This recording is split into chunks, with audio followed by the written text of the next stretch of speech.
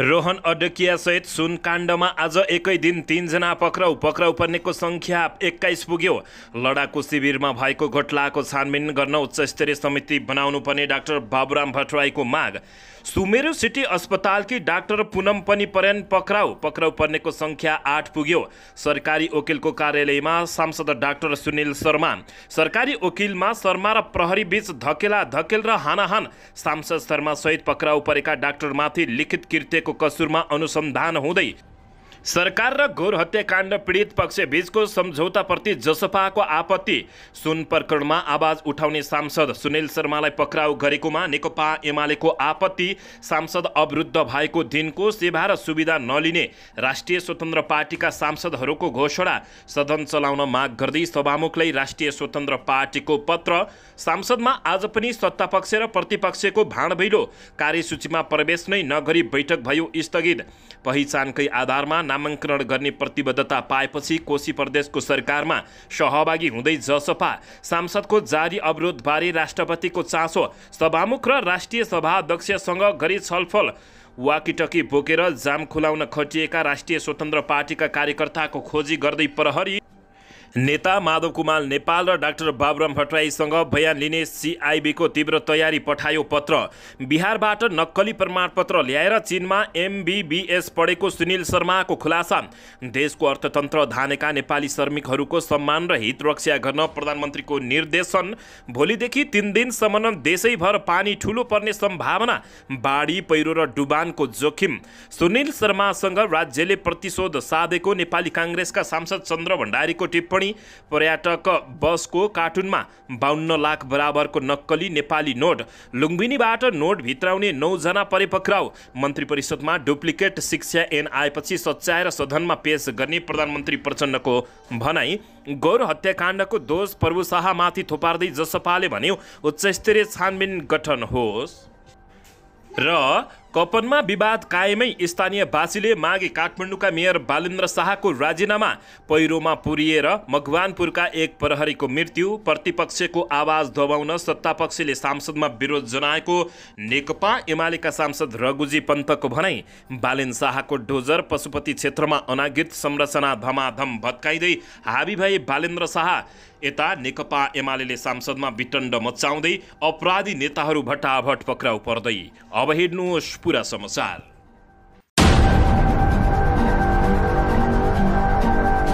दर्शकबिन नमस्कार। तपाईहरू यति बेला युआर नेपाली युट्युब च्यानल हेर्दै हुनुहुन्छ। दर्शकबिन यदि हाम्रो च्यानल युआर नेपालीसँग अझै पनि सब्सक्राइब गरेर जोडिनु भएको छैन भने सब्सक्राइब गरी जोडिनुहोला। साथमै सँगै रहेको बेल आइकनलाई दबाउन पनि नभुल्नुहोला। दर्शक महानुभावहरू, तपाईहरूले हामीलाई कहाँदेखि हेर्दै हुनुहुन्छ, कस्तो अवस्थामा हेर्दै हुनुहुन्छ, देशदेखि हेर्दै हुनुहुन्छ या विदेशदेखि हेर्दै हुनुहुन्छ।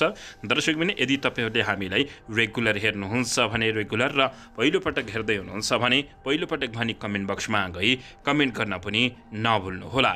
आउनुहोस् दर्शक महानुभावहरू, खबरतर्फ लागौँ। दर्शकबिन करिब 1 क्विन्टल सुल तस्करी प्रकरणमा पक्राउ पर्नेको संख्या 21 जना पुगेको छ। त्रिभुवन विमानस्थलबाट प्रहरीले व्यापारी राकेश कुमार अड्डकियाका छोरा रोहनलाई पक्राउ गरेसँगै पक्राउ पर्नेको संख्या 21 जना पुगेको हो। विमानस्थल प्रहरीका प्रमुख उपरीक्षक एसपी पदम विष्टका अनुसार रोहन दिल्ली हुँदै काठमाडौँ आएपछि पक्राउ परेका हुन्। रोहन अध्यागमन विभागको कालो सूचीमा परेको समेत जानकारी प्राप्त भएको छ। छोरा पक्राउ परेपछि व्यापारी राकेश अड्डकियामाथि समेत अनुसन्धान सोझिएको बताइएको हो। शुक्रबार बिहान मात्रै विमानस्थलबाटै 2 जना चिनिया नागरिक ली जियान लिङ र लियुङफुङ पक्राउ परेका थिए। 3 साउनमा सिनामङ्गलबाट बरामद भएको 1 क्विन्टल सुन प्रकरणको अनुसन्धान हाल प्रहरीको केन्द्रीय अनुसन्धान ब्युरो सिआइबीले गरिरहेको छ। पक्राउ परेका मध्ये विमानस्थल भन्सारकी कर्मचारी रुक्मिना सुब्बा स्वास्थ्यमा गम्भीर असर देखिएपछि उपचारका लागि हाजिरी जमानीमा छुटेकी छिन्। दर्शकबिन यसैबीच यता सुमेरु सिटी अस्पतालकी डाक्टर पुनम पनि पक्राउ परेकी छिन्। पक्राउ पर्नेको संख्या यति बेला 8 पुगेको बताइएको छ। दर्शकबिन नक्कली शैक्षिक प्रमाणपत्र प्रकरणमा पक्राउ परेका काङ्ग्रेसका सांसद डाक्टर सुनिल शर्मालाई सरकारी वकिलको कार्यालयमा उपस्थित गराइएको छ। प्रहरीको केन्द्रीय अनुसन्धान ब्युरो सिआइबीको टोलीले सांसद शर्मालाई बयानका लागि बबरमहल स्थित सरकारी वकिलको कार्यालयमा उपस्थित गराएको हो। सांसद शर्मालाई सिआइबीको टोलीले बिहीबार दिउँसो गल्फुटार उनकै निवासबाट पक्राउ गरेको बताइएको छ। दर्शक महानुभावहरू, सुमेरो सिटी अस्पतालमा कार्यरत डाक्टर पुनम थापा चौधरी पनि यता पक्राउ परेको बताइएको छ। शुक्रबार प्रहरीले नक्कली प्रमाणपत्रका आधारमा डाक्टर पढेको भन्दै उनीहरूलाई पक्राउ गरेको हो। नक्कली शैक्षिक प्रमाणपत्र बनाउने विरुद्ध ब्युरोले अपरेसन थालेको छ। आज बिहान पनि प्रहरीको केन्द्रीय अनुसन्धान ब्युरो CIB ले मोरङका मनित चौधरी र काठमाडौँ स्थित इस्तान अस्पतालमा कार्यरत शरदा शिर्पाकारलाई पक्राउ गरेको थियो। बिहिबार पनि ब्युरोले 5 जनालाई पक्राउ गरेको थियो भने बिहिबार नै ब्युरोले काङ्ग्रेसका सांसद डाक्टर सुनिल शर्मालाई पक्राउ गरेको थियो। नक्कली शैक्षिक प्रमाणपत्र बनाएको भन्दै बिहिबार र शुक्रबार गरेर हालसम्म 8 जना बिचौलियाहरूलाई पक्राउ गरेको जानकारी प्राप्त भएको छ। दर्शक पनि यता सरकारी वकिलको कार्यालयमा शर्मा र प्रहरी बीच धकेल भएको छ। म्याद थपको लागि सरकारी वकिलको कार्यालय पुर्याइएका सांसद नेपाली काङ्ग्रेसका सांसद सुनिल शर्मा र प्रहरी बीच धकेलको अवस्था सिर्जना भएको हो। नक्कली शैक्षिक योग्यता प्रमाणपत्र सर्टिफिकेट कृत्य गरेको आरोपमा पक्राउ परेका सुनिल शर्मा र प्रहरी बीच धकेल भएको हो। प्रहरीले शर्मा सहित 6 जना अभियुक्तहरूलाई म्याद थपका लागि सरकारी वकिलको कार्यालय पुर्याएको थियो।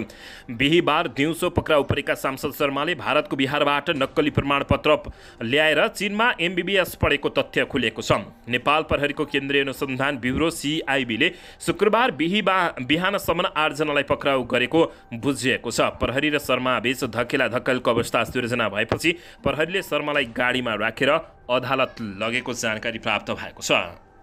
दर्शकबिन, यसैबीच सांसद सुनिल शर्मा सहित पक्राउ परेका डाक्टरमाथि लिखित कृत्यको कसुरमा अनुसन्धान हुने भएको छ। नक्कली शैक्षिक प्रमाणपत्रका आधारमा चिकित्सक शिक्षा अध्ययन गरेको आरोपमा पक्राउ परेका सांसद सुनिल शर्मा सहितका नक्कली डाक्टरमाथिहरू लिखित कृत्यको कसुरमा अनुसन्धान हुने बताइएको छ। जिल्ला सरकारी वकिल कार्यालय काठमाडौँका अनुसार उनीहरूमाथि लिखित कृत्यमा अनुसन्धानका लागि म्याद थपको तयारी भएको हो। 2073 सालमा सोही कसुरमा पक्राउ परेका नक्कली डाक्टरहरूमाथि भने ठगी मुद्दा दायर गरिएको थियो। ठगिएको व्यक्तिको किटानी जारी नदेखिएपछि जिल्ला अदालतले तत्कालीन अवस्थामा पक्राउ परेका 58 जना मध्ये 55 जनालाई सफाई दिएको थियो। CIB ले नक्कली प्रमाणपत्रका आधारमा चिकित्सक पेसामा संलग्न रहेका विरुद्ध अपरेसन फर्स्ट ट्र्याक सञ्चालन गरिएको जनाएको छ। यसैबीच उक्त अपरेसनका क्रममा काङ्ग्रेसका सांसद शर्मा सहित शुक्रबार दिउँसोसम्म 8 जना पक्राउ परेका छन्। पक्राउ परेकालाई म्याद थपका लागि अदालत पेश गर्ने तयारी भएको खबर प्राप्त भएको छ। दर्शकबिन, यसैबीच यता लडाकु शिविरमा भएको घोटालाको छानबिन गर्न उच्चस्तरीय समिति बनाउनु पर्ने डाक्टर बाबुराम भट्टराईले माग राखेका छन्। नेपाल समाजवादी पार्टीका अध्यक्ष डाक्टर बाबुराम भट्टराईले ललिता निवास जग्गा प्रकरणमा आफू CIB लाई बयान दिन तयार रहेको पनि बताएका हुन्। शुक्रबार बुटवलमा आयोजित पत्रकार सम्मेलनमा बोल्दै पूर्व प्रधानमन्त्री समेत रहेका डाक्टर बाबुराम भट्टराईले सुन तस्करी प्रकरणमा ललिता निवास जग्गा प्रकरण तथा लडाकु शिविरमा भएको घोटाला लगायतका सबै खाले ठूला भ्रष्टाचार घटनाका छानबिन गर्न शक्तिशाली उच्चस्तरीय छानबिन समिति बनाउन माग गरेका हुन्। अहिले प्रकारान्तरले छानबिनका कुरा आएका छन्। उहाँहरू निल्नुलाई ओगल्नु हुनुहुन्छ। उहाँहरू नडराउनु भई हुन्थ्यो। म त भ्रष्टाचारका सबै फाइल खोल्नुपर्छ भन्ने पक्षमै छु। म माथिदेखि नै अनुसन्धान अगाडि बढाउनुपर्छ। उनले भने, मेरो पालामा थोरै एउटा सानो निर्णय भएको रहेछ।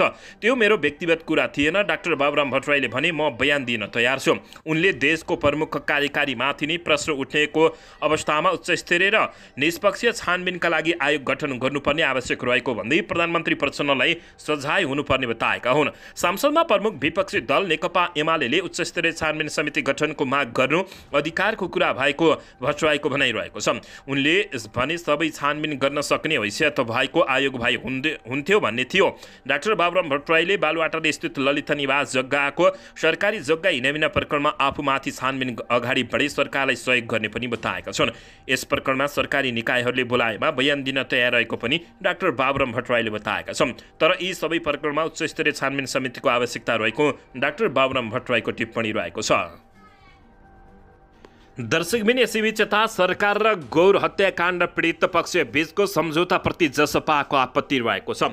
सत्ता साझेदार दल जनता समाजवादी पार्टी नेपाल जसपाले सरकार र गौर हत्याकाण्डका पीडित पक्षबीच गरिएको सम्झौताप्रति आपत्ति जनाएको छ। जसपाले शुक्रबार सिंहदरबार स्थित पार्टी संसदीय दलको कार्यालयमा पत्रकार सम्मेलन गरी आफ्नो पार्टी र निर्दोष नागरिकहरूलाई फसाउने गरी सो सम्झौता भएको भन्दै आपत्ति जनाएको छ। आफ्नो पार्टी र 130 जना भन्दा बढी नागरिकलाई फसाउने गरी गरिएको सो सम्झौताप्रति खेद व्यक्त गरिएको पार्टीका प्रवक्ता मनिष कुमार सुमनले बताएका छन्। उनले सो सम्झौताको विषयमा सरकारले पुनर्विचार नगरे सरकारबाट बाहिरिन सक्ने चेतावनी दिएका छन्। प्रवक्ता सुमनले भने जनता समाजवादी पार्टी यस्ता झुटा मुद्दाबाट डराउनेवाला पनि छैन, तर यो मुद्दाको उठान जसरी गरिएको छ, अचानक 23 गते एउटा सम्झौता गरेर जसरी हामीलाई फसाउने अवस्थामा अथवा जनता समाजवादी पार्टीका नेता मात्र होइन कि त्यहाँ 130 जना भन्दा बढी नाम छन्, उनीहरूलाई फसाउने जुन दुष्प्रयास गरिँदैछ त्योप्रति हामीले खेद प्रकट गर्दछौँ। जहाँसम्म प्रहरीले गरेको अनुसन्धानको आधार तपाईँहरूले भन्नुभयो, प्रहरीले गरेको भन्दा पनि उच्च स्तरीयको छानबिन गरिएको छ। राष्ट्रिय मानव अधिकार, संयुक्त राष्ट्रिय सङ्घ मानव अधिकार उच्च स्तरीय मानव आयुक्तको कार्यालय, खिलराज लेग्मी नेतृत्वको सरकार, हरिप्रसाद यी सबै सम्मिलितहरूको प्रतिवेदनलाई गोप्य राखेर सरकारले बदनीतपूर्ण ढङ्गबाट र व्यवहारबाट गर्दैछ, हाम्रो ठम्मै भएको उनले बताएका छन्। हामी सरकारमा छौँ, गठबन्धनमा छौँ, समाजवादी मोर्चामा छौँ, नभएका होइनौँ, तर सरकारमा रहने नरहने कुरा अब सरकार पक्षको व्यवहारबाट क्लियर हुन्छ। अहिलेसम्म हामी समाजवादी मोर्चाको एउटा प्रमुख घटक हौँ, सरकारको एउटा पक्ष हौँ। उनले भने जसपाले त्यो हत्याकाण्डमा तत्कालीन माओवादी केन्द्र र त्यसका नेता प्रभु शाह मुख्य दोषी रहेको आरोप लगाउँदै आएको छ। प्रवक्ता मनिष सुमनले राष्ट्रिय मानव अधिकार आयोग लगायतका सरकार आफैले गठन गरेको विभिन्न आयोगहरूले पनि सो हत्याकाण्डमा आफ्नो पार्टीको संलग्नता नरहेको पुष्टि भए पनि सरकारले आफ्नो पार्टीप्रति प्रतिशोध साधेर गौर हत्याकाण्डका पीडितसँग साउन 23 गते सम्झौता गरेको आरोप लगाएका छन्। जसपाले सो हत्याकाण्डको निष्पक्ष छानबिनका लागि उच्चस्तरीय समिति गठन गर्न पनि सरकारलाई दबाब दिएको बताइएको छ। दर्शकबिन यसैबीच यता सुन प्रकरणमा आवाज उठाउने सांसद सुनिल शर्मालाई पक्राउ गरिएको भन्दै नेकपा एमाले आपत्ति जनाएको छ। प्रमुख प्रतिपक्षी दल नेकपा एमाले सुन तस्करी प्रकरणमा आवाज उठाउने नेपाली काङ्ग्रेसका सांसद सुनिल शर्मालाई पक्राउ गरेकोमा आपत्ति जनाएको छ। शुक्रबार प्रतिनिधि सभाको बैठकमा बोल्दै नेकपा एमालेकी सांसद ज्वालाकुमारी शाहीले सुन प्रकरणमा उच्चस्तरीय छानबिन समिति बनाउनुपर्छ भन्दै आएका सांसद सुनिल शर्मालाई एकाएक पक्राउ गरेकोमा आपत्ति जनाएकी हुन्। सुन प्रकरणमा आवाज उठाउनेको बोली बन्द गर्न सरकार लागि परिरहेको उनको आरोप रहेको छ। सांसद शर्माले सुन प्रकरणमा उच्चस्तरीय छानबिन समिति बनाउनुपर्छ भनिरहनु भएको थियो। अर्थमन्त्री र गृहमन्त्रीलाई छानबिनको दायरामा ल्याउनु पर्दछ भनिरहनु भएका उहाँलाई कुन हिसाबले पक्राउ गरियो, नेकपा एमालेका सांसदले प्रश्न सोधेका छन्। कानुनले पनि मिल्दैन, उहिले नै म्याद सकिएको प्रमाणपत्रलाई अहिले बखेडा झिकेर समातिएको छ, यसमा हाम्रो आपत्ति छ। उनले भनिन् सांसद शर्मालाई नेपाल प्रहरीको केन्द्रीय अनुसन्धान ब्युरो CIB ले बिहिबार पक्राउ गरेको थियो। सुन तस्करी प्रकरणमा उच्चस्तरीय छानबिन समिति गठनको माग गर्दै आएको नेकपा एमाले आज पनि सोही माग राख्दै संसदको बैठक अवरुद्ध गरेको हो। दर्शकबिन यसैबीच यता सांसद अवरुद्ध भएको दिनको सेवा सुविधा नलिने राष्ट्रिय स्वतन्त्र पार्टीका सांसदले घोषणा गरेका छन्। राष्ट्रिय स्वतन्त्र पार्टी रासपाका सांसदहरूले सांसद अवरुद्ध भएको समयको सेवा सुविधा नलिने घोषणा गरेका छन्। रासपा सभापति रवि लामिछानेले शुक्रबार सभामुख देवराज घिमिरेलाई सांसद अधिवेशन नियमित गर्न आवश्यक पहल गरिदिन पनि आग्रह गरेका हुन्। साथै राजनीतिक द्वन्द्वका कारण अवरुद्ध सांसदको समयमा कुनै पनि सेवा सुविधा नलिने सभामुखलाई उनले जानकारी समेत दिएका हुन्। हालसम्म हामीले पाएको भए त्यसको मिलान गरिदिने व्यवस्थाका लागि हार्दिक अनुरोध गर्दछु, राष्ट्रिय स्वतन्त्र पार्टीका सभापति रवि लामिछानेले उनलाई आग्रह गरेका हुन्। दर्शक महानुभावहरू यसैबीच यता सदन चलाउन माग गर्दै सभामुखलाई राष्ट्रिय स्वतन्त्र पार्टीले पत्र लेखेको छ। सदन नियमित चलाउन माग गर्दै राष्ट्रिय स्वतन्त्र पार्टी रासपाले सभामुख देवराज घिमिरेलाई पत्र बुझाएको छ। लगातार सदन अवरुद्ध भएपछि रासपाले सभामुखलाई पत्र बुझाएको बुझिएको छ। साउन 10 गते यता सांसदका दुवै सदनको बैठक प्रमुख विपक्षी दल नेकपा एमालेको अवरोधका कारण स्थगित हुँदै आएका छन्। आजका दुवै सदनको बैठक पनि नेकपा एमालेको अवरोधका कारण चल्न नसकेपछि रासपाले सभामुख देवराज घिमिरेलाई पत्र बुझाई यस्तो सुझाव दिएको हो।